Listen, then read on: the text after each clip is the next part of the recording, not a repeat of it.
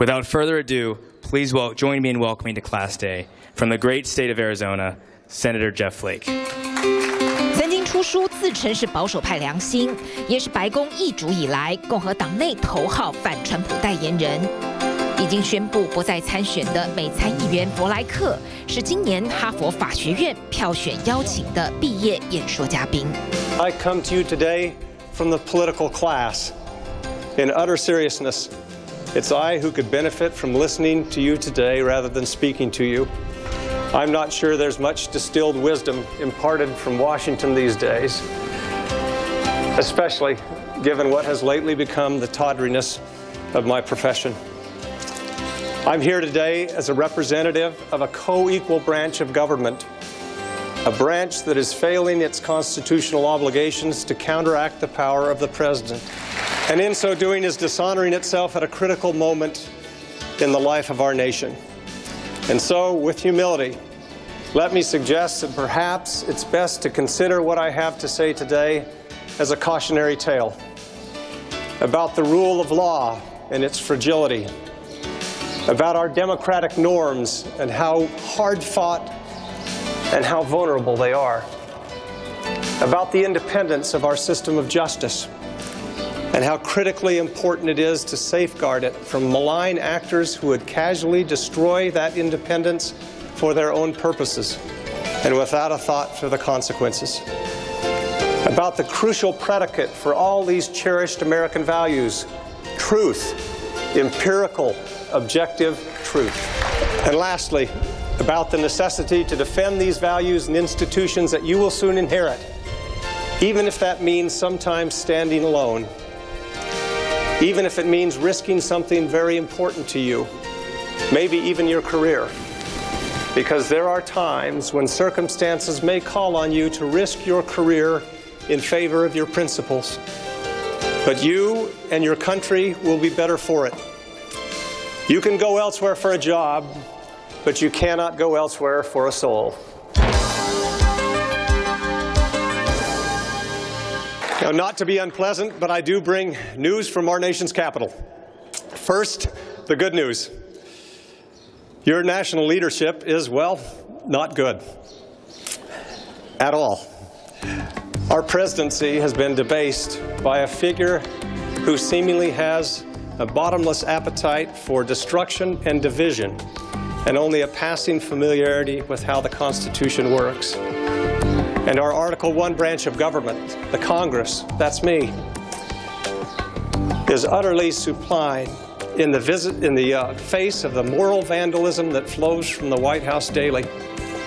I do not think that the founders could have anticipated that the beauty of their invention might someday founder on the rocks of reality television, and that Congress would be such willing accomplices to this calamity.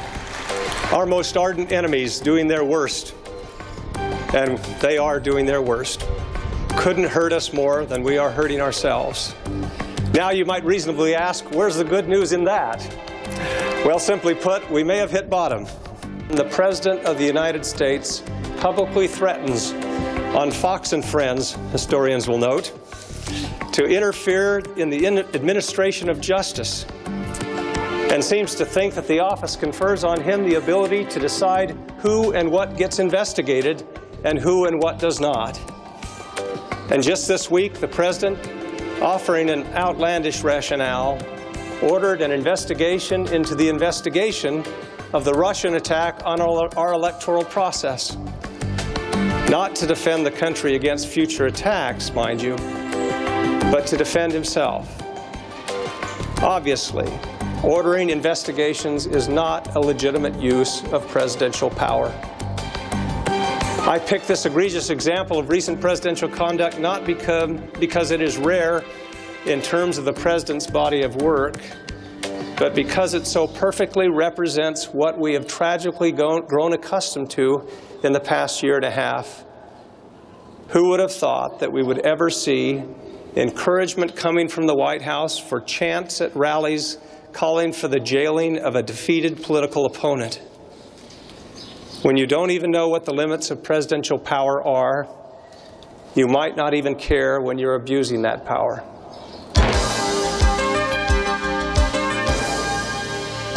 Let us marvel at the miracle that is the rule of law. We have seldom been moved to pause for such an appreciation, as we've been busy taking it for granted and assuming its inviolability, like gravity. But unlike Newton's laws, the rule of law was neither innate nor inevitable. What goes up must come down is a piece of cake compared to curbing the impulses of man and asking free people to abide norms and rules that form a country and foster civilization. If the only acceptable outcome in a matter of law or justice is a result that is satisfactory to the leader, then you might be living in a democracy that is in trouble. If the leader attacks the legitimacy of any institution that does not pay him obeisance, say the independent judiciary or the free press, you might live in a democracy that is in trouble. Further to that point, when a figure in power reflexively calls any press that does not suit him fake news, it is that person who should be the figure of suspicion, not the press. It will be the work of your generation to make sure that this degradation of democracy does not continue, to see that our current flirtation with lawlessness and authoritarianism does not become a heritable trait passed on from this presidency. How did we get swept up in this global resurgence of the authoritarian impulse, which has democracies teetering on the brink? Strong men placing themselves above the law, and in our own country, a leader who reveres some of the most loathsome enemies of democracy in our time. Have we really grown tired of democracy? Are we watching its passing? Cheered on by the America First crowd, even as we cast aside global institutions that have fostered freedom and peace for more than a half century. Because we forget this fact far too often, and it bears repeating 1,000 times, especially in times such as these, values transcend politics. And if you find yourselves in a herd, crane your neck, look back there, check out your brand, ask yourself if it really suits you. I can say from personal experience, it's never too late to leave the herd. It can strain relationships, to be sure. It can leave you eating alone in the Senate dining room every now and then. This is a story of America, though, and we will be better for the hard lessons of this experience.